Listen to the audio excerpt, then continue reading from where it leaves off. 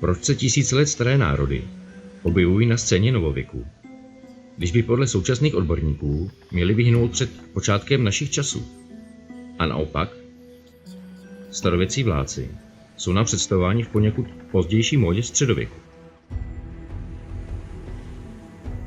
Dnešní představa Césara, Kleopatry i ostatních velkých panovníků je samozřejmě ovlivněna médii 20. století. Avšak ještě před velkou válkou, či chcete-li globálním resetem našeho vědění, si tyto dávné velikány představovali dosti odlišně. Mohli tito antiční vůdci žít ještě v 6. století a být současníky?